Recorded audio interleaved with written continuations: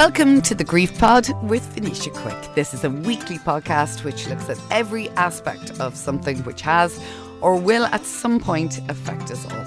And that is grief. Whether you've lost a loved one or about to lose someone you know, or perhaps you're simply trying to help someone navigate their grief and don't know where to start or what to say, then perhaps this is the podcast for you. Each week I'll be bringing you different stories and experiences of loss, love, hope and at times humour. In several of the episodes of the Grief Pod, guests have shared their stories, how the death of their loved one has inspired them to help others, and also whether it's through advocacy or perhaps setting up charities and other dedications in their loved one's memory. Rebecca Sheridan set up Gerri's Place in memory of her mum, Gerri, who she lost in 2019. And Rebecca joins me on this week's episode of the Grief Pod. Rebecca, you're very welcome. Thank you so much. Thanks so much for having me. You lost your mum 2019. That's still a relatively short time ago. Yeah. But yet you've set up Gerri's Place. And do you want to maybe start by telling us first about your mum, Gerri, and what she was like? I'd love to, thank you. My mum, Gerri, gosh, there's so many things you could say about her. Firstly, she was very funny, witty, bit of a rebel, but really kind, really, non-judgmental, really kind soul. But yeah, everyone would know her by her wit. A lot of people would never have thought that she ever struggled with her mental health. Because she was always the one making jokes and making people laugh, really caring. I remember a friend years ago just saying your mum was the first one who just didn't judge me when we were teenagers, when we were, messing and getting up to all sorts of shenanigans. And yeah, that was one thing that stood out. She always said your mum was just always so cool, so non-judgmental. So yeah, she was class, if I could put it that way. Yeah. And possibly non-judgmental because of her own mental health issues. I think so, yeah. I think at that stage they hadn't really taken hold as such. She would have always had a little bit of anxiety. She was always the worried mum, sitting up until you came home. And she probably would have always had a little bit of anxiety. But, back then, in the 80s, she was just working mums, just getting stuck in. And she just got on with things. She was a very strong woman. Like for the size of her, she was like about 4'5", 6, wow. But like she was quite mighty now. She'd just get stuck in, if a job needed to be done in the house, like she'd be the one, she wouldn't be waiting around for my dad to do it. She just, so she was fairly strong. But no, I think you're right, probably because she always knew that, there was something within her, there were those struggles. She'd be very accepting of other people and just open to people's struggles. And what, as the years went on, was the cause of her mental health problems? Did she know? Did you know? Yeah, I think she always knew. I mean, there was a lot of stuff, as a lot of us have, from her past, from childhood. There was trauma in her past, but she got on with life as we all do. You just get stuck in, and she had children and worked. But I guess those, if you want to call it, those ghosts were always lingering. Somewhere waiting to emerge. And after she passed away, I was kind of looking back and I think when she really started to struggle was in and around her early 40s. And now being 50, I've just turned 50, and having gone through, I suppose, in the middle of perimenopause, I can totally see that when things that would really accentuate. Yeah, that's when things kind of started to unravel a little bit more, especially with anxiety, panic attacks. And, she would have gone to the doctor. And menopause or perimenopause wasn't spoken about then. Mm-hmm. So she was handed medication, which did help. It certainly has its place. And it helped for a while. But I think instinctively she never really wanted to be on medication. But that did end up being a cycle of medication on and off for like 30 years. So that was but I would pinpoint it, I suppose, back to maybe the start of menopause when things just took hold a little bit more. What happened to Gerri? It's an interesting question, and it's kind of nice to talk about it because I think there can be an assumption maybe my mum took her life or, people, because we don't talk about it that much, but she actually, it was actually an accident. She drowned. She was out walking her dog, Bonnie, and, we were trying to piece back what could possibly have happened. Her dog, Bonnie, was a tiny little lapdog, Gorgeous, who's with my dad now. Still alive, going strong. She's almost 18. Yeah, as is my dog. So, Wow. but my mum used to walk Bonnie. We grew up in Mullingar. She used to walk her along the canal line in Mullingar, and Bonnie had this kind of little quirk where she wouldn't leave the house without a teddy bear in her mouth, which my mum encouraged because she thought this was hilarious. And people said afterwards that they were constantly seeing my mum trying to fish teddy bears out of the canal. So I kind of think. And my mum couldn't swim either.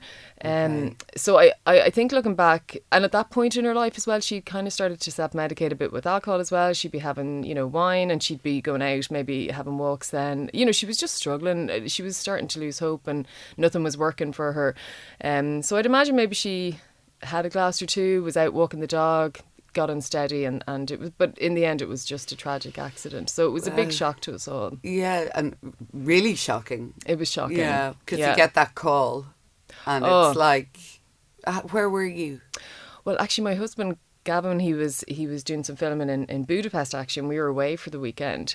So this happened on a Monday about 4:00. So I was just arriving home from Budapest that morning at 6 a.m. and it was one of the first times we left our son, with my mum and dad in Mullingar. Now my mum and dad were separated, but they were minding him together, So I remember getting a really early flight at 6 a.m. from Budapest, and I'm not a great flyer. I was kind of building myself up to get it on the plane.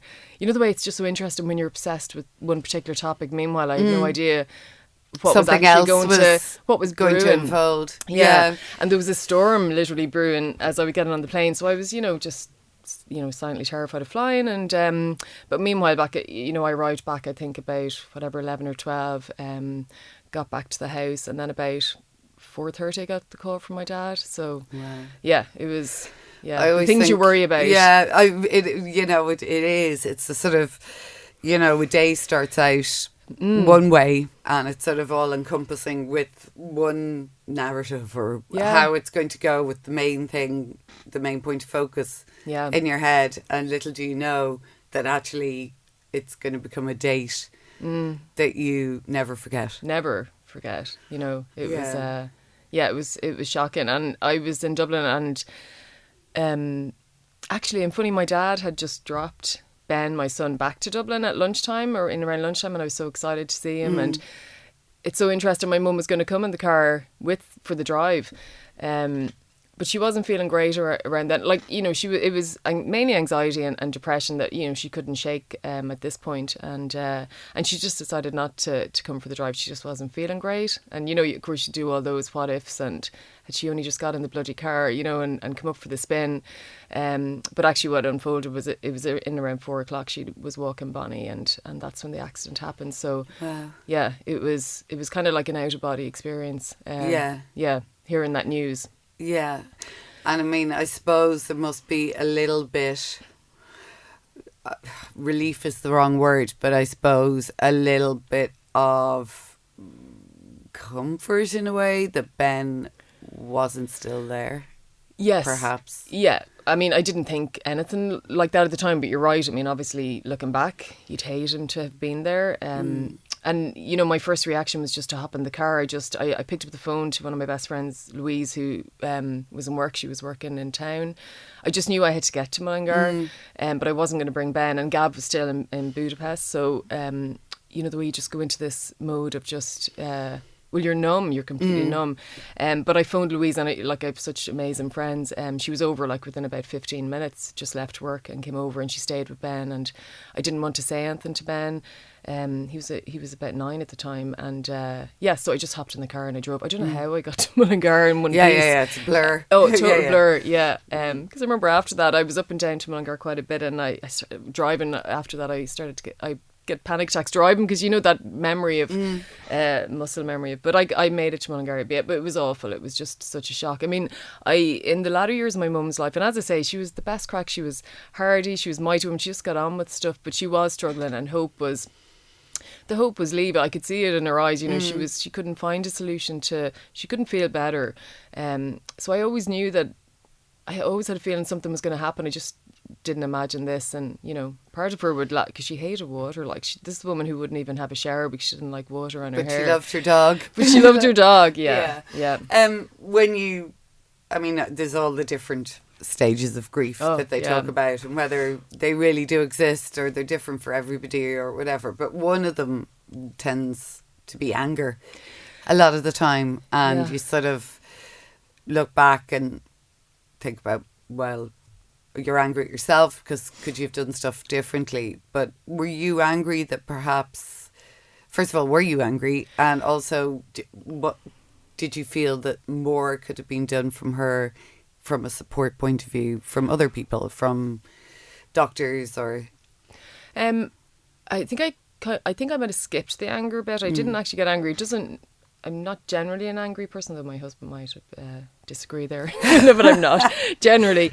I certainly filled with regret and questioning the things I might have been able to do. I mean, I suppose I was always my mum's advocate, you know, in terms of, you know, we'd go to appointments together and she'd say, I wrecked her head, you know, why aren't you going to this appointment? Why won't you do this? You know, trying to suggest things. And she would always say, if I can't do it myself, Becky, she called me Becky, one of the few people that call me Becky, but, you know, if I can't do it myself. So I was filled with regret for not finding the solution. You know, we always, I didn't get angry. She had a great GP in Mullingar who, Liam, who tried everything within his powers, because GPs are kind of restricted, I think, and it's really difficult. They don't always have the solutions, and especially when it comes to mental health, and that's why I think there needs to be more early intervention and more support. 100%, yeah, and more joined up amongst the agencies. Yeah, more connection, you know, and it's when somebody starts to struggle initially, you know, that's when the support is needed, and I feel it's a tough job for a GP to have those solutions. Invariably, they just have medication, or then you're maybe put on a waiting list for counselling. So I suppose a bit annoyed at the system, you know, that there wasn't more early on, especially, but not angry. I wasn't angry. Just wished I had been able to help. Yeah, and from the point of view of obviously impact, then after Mum died, like, how did that impact you in your day to day and your functioning, I guess, of being a mum and working and, you know, running a house and just living? Oh, I was in bits, I have to say. You know, I'm generally a strong person, you know, but I really was. I was really numb, and it was, I suppose, a lot of people who maybe have a tragic or sudden loss, they'd relate to that, because it's just that trauma as well. It's trauma, and the shock. I remember feeling, you know, because my body, just feeling like my body was out of control, like it was shaking, you know, and I was pretty numb, and then obviously, as you said, you know, but when you're a mum, you have to kind of you have to keep going. SHIT together, you know.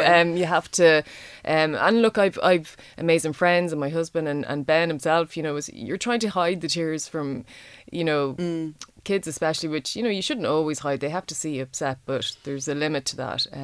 But I was really, I mean, in as much as I was my mum's advocate, like, we were just great friends, so I just missed her, you know. So you lost your best friend. Yeah, one of them, definitely. Yeah, she was amazing. Because I think sometimes, just go back to the trauma part, when it's sudden. Yeah. Even though, as you were saying, you expected something at some point. I did.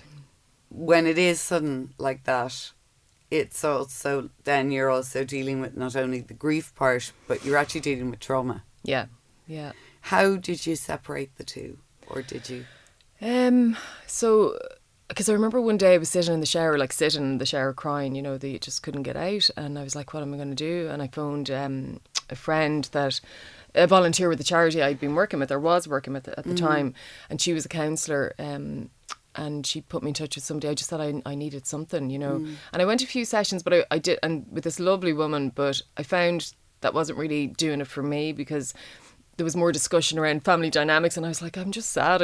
You know what I mean? I miss my mum. So what I started doing, I started getting into the sea. You know, which a lot of people do. It's absolutely. I do. Yeah, I do it too. Yeah, and it's always feel better coming out. Yeah, it's the cold water, you know. It's I mean, I always loved the sea, and I've always loved swimming since a child, but then it became medicinal. It's just every day I just tried to get into the sea, the cold water. I used to find under the water you could just like scream and cry, and nobody would be any the wiser. Wet, so nobody could see your tears. Yeah, exactly. So there was that. I mean, that was kind of a survival mechanism, and And then only a couple of months after my mum passed away, something was drawing me down to, I don't know if you heard of Doge and Beara down in the Buddhist retreat centre down in West Cork in Beara. I have no idea how I got down there because it was like about a 5-hour drive with my mum's ashes in the passenger seat because I was bringing her with me. Yeah.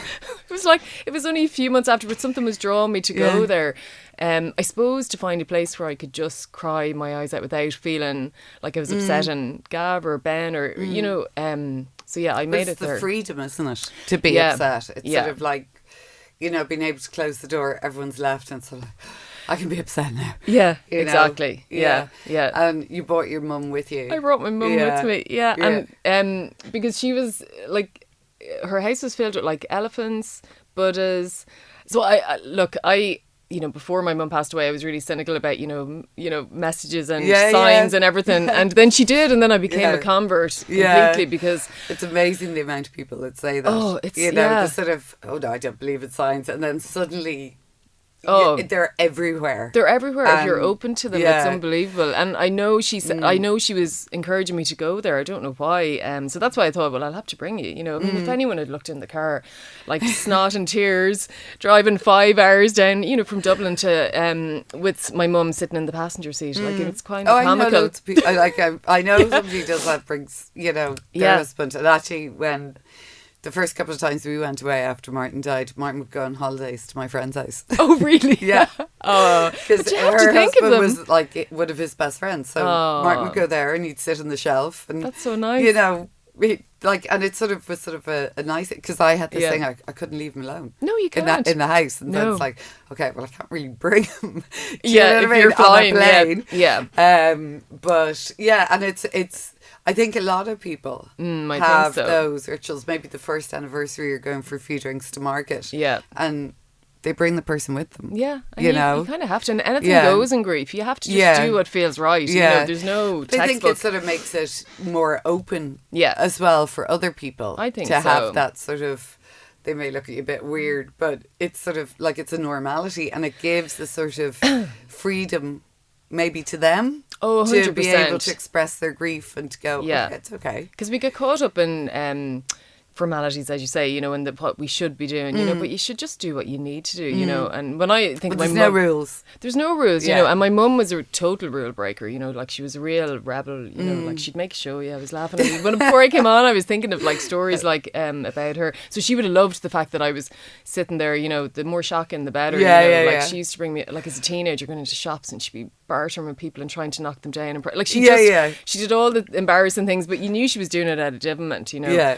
And my brother actually got this, I was telling somebody the story recently, the coal man used to come around every Saturday, and she'd like, this is awful. She said, I suppose the ride would be out of the question. But she was just for pure shock factor. That was her thing, to the extent where my brother got this t-shirt. There's this family picture of us all in the garden, and he has this t-shirt with like, I suppose the ride would be out of the question. Oh, that's hilarious. But what amazing legacy to have. Yeah. You know? She was just funny. She just liked to shock people. There was just that bit of devilment, you know, in her. So, So that was a big loss. Missing that devilment. Yeah, absolutely. And also, I suppose, hearing people say stuff that might be similar and going, oh, or knowing what she might say in the situation is the other. Oh yeah, the other thing. Like often when we our paths go a different way without sort of the support that's needed. Do you look back sometimes and go, if that support had been there, she'd be sitting here? Oh, 100%. Yeah, I think especially because afterwards I was, as I say, I was, you know, filled with regret, and then I was like, I got all her medical files I wanted to piece together what had happened and the dates and when she started struggling, and you know, when the first medication was introduced, and you know, and being of the similar age to when she did start struggling. Now, you know, between hot sweats and brain fog and perimenopause, like it's very real, you know.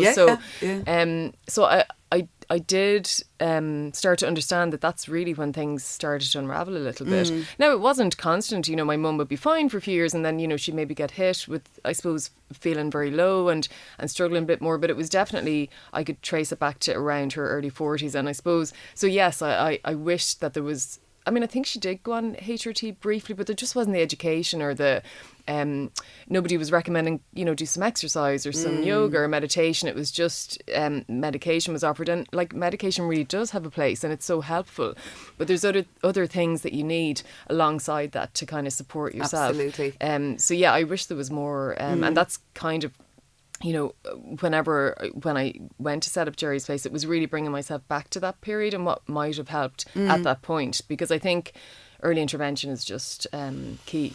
Yeah, absolutely. So with Gerri's Place, like obviously that was the whole impetus, was to bring in this, I suppose, respite from how people might be feeling.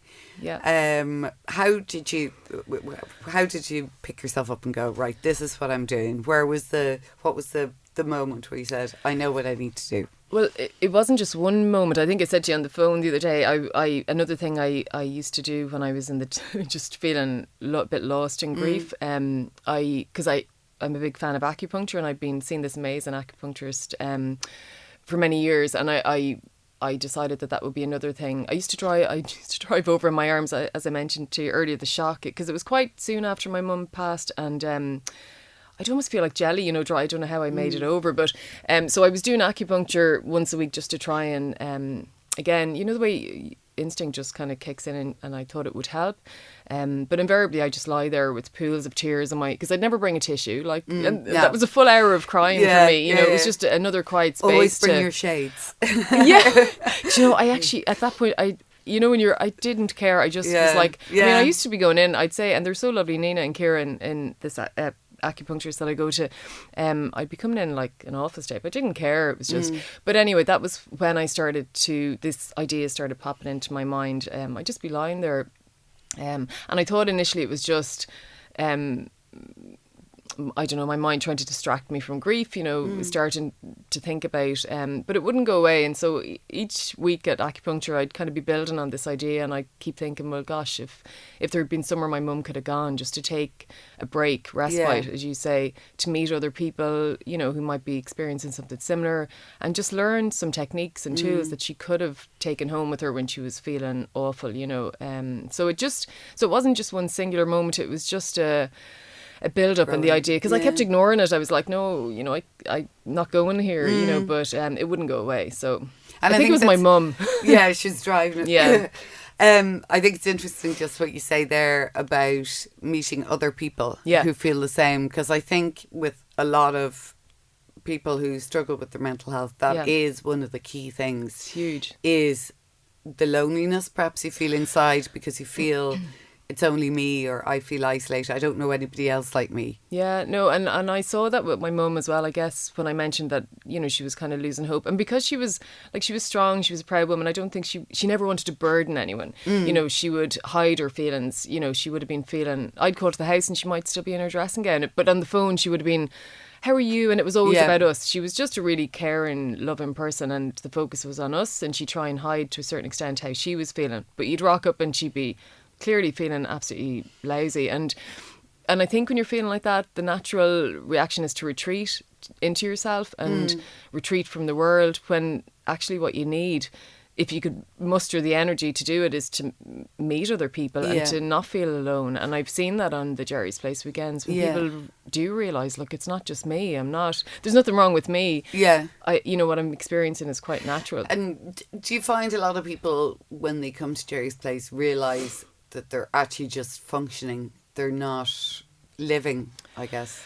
Yeah, I mean, we after each weekend we get people to fill in a kind of a feedback form, and then they leave a testimonial, and some of the testimonials are so beautiful, and they speak to exactly what you've just said. For a lot of people, not everyone, but almost like, they didn't realise how much they needed it until they got there. Kind of similar quotes in that, they were numb, they hadn't, they're leaving with more hope. That they hadn't really been living, because I suppose so many of us just we all do to a certain extent, we put other people first. And even though you're feeling low, because a lot of people that come on our weekends would be maybe dealing with grief or loss of some kind, burnout and stress. A lot of carers come on our weekends as well, and so they generally are quite often the last person on their own list, and they haven't really given themselves any care. Yeah, and so it takes a lot even to get that, not even from a resolve to go, but Yeah. also, like, for example, if you're a carer, if you have a child perhaps who's neurodivergent, or Yeah. you know, to be able to get that time Yeah, it's massive. to go is a huge commitment. Yeah, no, it's huge, and quite often people will arrive and you can tell they nearly feel guilty being there. Or you'd quite often hear somebody else probably deserves this more than me. But by the end of the weekend, they've completely changed their mind and they realise and see the benefit of it. Like, it's only a weekend and they're going back, I suppose, with more hope than they arrived, and that spreads within the family as well. You know, there was one of the women who came, and she drove all the way from Donegal to Wicklow for the weekend, and I remember she said afterwards that she, I think her daughter was in primary school, and she showed her one of the breathing techniques that Aisling, our retreat director, who's fabulous, showed her. And she went into school and then showed the teacher, who showed the whole class, and they do it every morning. Now, I don't know if they're still doing it now. But how amazing is that? That's like the trickle effect. Absolutely. Yeah. And it's things like that are actually what kids should be doing in school. But 100%. Do you know what it's I mean? Not like learning and off from road. the start, you know, it's the little things, I think, like that are missing, especially for a lot of kids. I think get so. that early. Yeah, because we're all going to hit stumbling blocks and have grief and tragedy in our, maybe not tragedy, but, you know, but life isn't designed to be easy, that we're all going to have those moments. So if we can learn those techniques early, I think it just could make all the difference for people. Also, when you're going through grief, one of the things you do lose is your confidence. Oh, yeah. And your sort of your ability of self-belief, I guess, like where you second guess yourself and you wonder, are you making the right decisions? How does Gerri's place help with that as well?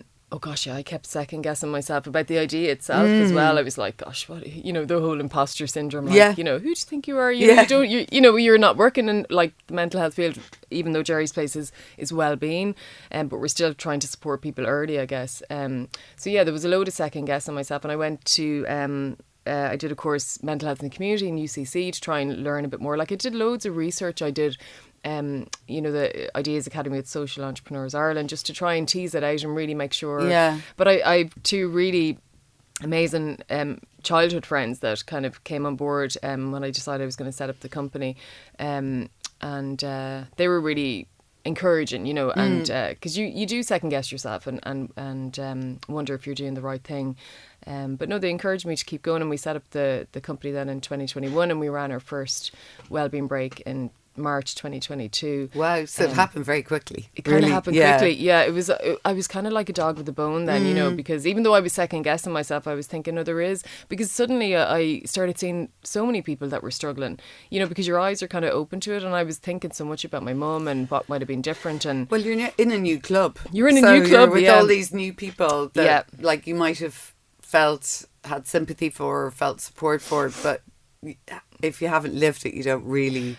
Yeah, you know. Yeah, no, 100%. And I just, and I started seeing how simple things can be as well. Sometimes, not for everyone, you know. I mean, we can only support a certain number of people, and you know, we can't support everyone. But for some people, just that bit of respite could make all the difference to their lives. So, so yeah, we just kept ploughing ahead, and then I just started meeting all these amazing practitioners, and we've a wonderful board, like so many amazing volunteers in Gerri's place. Yeah, so, and you've a lot of people do come and volunteer. Oh yeah, we've about 36 volunteers now across the project, because there's no staff. Gerri's place doesn't have any staff, but now the practitioners, and most of them at the start would volunteer their time, but you know, after that I insisted no, it has to be the weekends have to be paid for it. The practitioners have to be paid. But everyone was so kind. It was almost like everyone knew what was missing and that this was really going to help. You know, they really bought into the idea and the concept, because we all know people who are, you know, we're not immune. We all have somebody in our family maybe who could benefit from this. So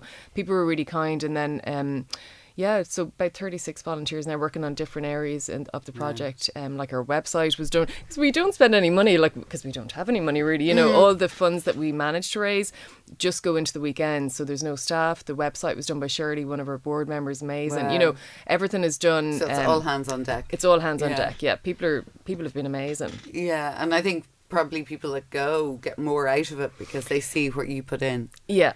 I think so. And then some people who've been on weekends have volunteered as well afterwards. You Wow. know? Yeah. So it's almost like we're building a kind of a community of support. And afterwards, we run these community connect, Zoom calls, like about 4 to 6 weeks after a weekend. So it gives Ashley will run like a session online where she might revisit some of the breathwork tools, or just an opportunity for people to even come on Zoom and chat and see other people that they've met on weekends. It's just to give, I suppose, have that opportunity for people to reconnect should they go home, because the weekend is short. You know, we're not going to fix anything in a weekend, but we might just point people in the right direction. But they might need a little top up, or just to see a friendly face, you know. So that's kind of important as well. We try and do those calls. And where can people find out more?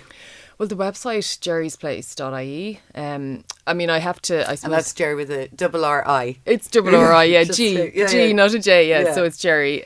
Because a lot of people get confused. And then I get called Gerri then. And then they're like, yeah, but Gerri was my mum, but it's gerrysplace.ie. But I do have to say at the moment, you know, because we became a registered charity last year. No Tell Lives the end of 2024. I'm forgetting it's 2026. Yeah. Time warp. That's yeah.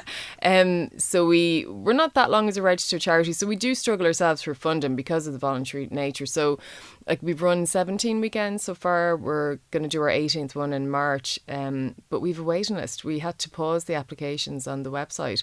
That's how much of a need and demand there is for what we're doing. And of course, the people who come to the weekends, they're the worst. They tell everyone, you know, and then they're recommending it to their friends because they've had a great experience and they see the benefit. Yeah. So the reality is at the moment, you know, we're trying desperately to, you know, crack into the corporates and get some kind of support, because I'd say, you know, we could be running 2 weekends a month if we had the funding to do it. But yeah, just to say, I suppose, you know, we do have a waiting list at the moment and we're just trying to work around that. But it's no harm getting your name on there. It's no harm at all, 100%. Because it's such, I think, an incredible dedication to your mum, because it's so worthwhile and it's so needed. The whole mental health area needs so much more support and hands-on support, and I think it's really struck me what's key is the meeting other people and you know, who are in the same, and that in itself is just a massive support. Well, that's it. Even if people come on the weekends, I often say, because people arrive and they're, you know, there was one woman who said, what's that sound bath thing? That sounds like, you know, she couldn't understand. So she's getting in a bath. Well, one of the ladies who came, and she was so lovely, and she brought her togs for that session, and we were laughing afterwards, you know. But, you know, that's fair enough. It is fair enough. It does, you know, baths. But so, you know, a lot of people come on the weekends, they've no idea what any of the sessions are, because it might be their first introduction to some of these workshops, which is fine. But I always say, like, even if all you get is a break, a rest, sleep, everyone has their own room. I'm adamant about that, because I think people need a space. But invariably, I think the most powerful thing from the weekends is the connection with each other. And a lot of the groups after the weekend have WhatsApp groups by the end of the weekend they've set up. Brilliant. And they stay in touch, and then that in itself is supportive. It's Absolutely. Huge. Yeah. So, well, listen, I just think it's amazing what you've done in such a short space of time as well. And whirlwind. Do you feel sort of, do you often smile and just go, oh, my mum would love this? I do. So every weekend, I do smile. Yeah, I mean, I feel she's pushing me on and also trying to distract me from other stuff. But also, I think, it feels like a team effort. And on every weekend, we bring her photo. Like, so, as my good friend Sheridan was volunteering on one of the weekends, she was like, "Your mother, I'm convinced she's looking at me." You know, it's like, so, you know, everyone feels her presence on the weekend as well. But yeah, I do smile. You know, I mean, I think she'd be proud, and she'd be in the middle of it. You know. Holding probably court. Causing havoc. Rebecca, thank you so much thanks for coming having on this me. week. Thank you so much. Thanks, Venetia. Thank you for listening to this episode of The Grief Pod with Venetia Quick. You can listen on SoundCloud or wherever you get your podcasts. We also have an online community on Facebook, The Grief Pod, or on Instagram @GriefPod Series.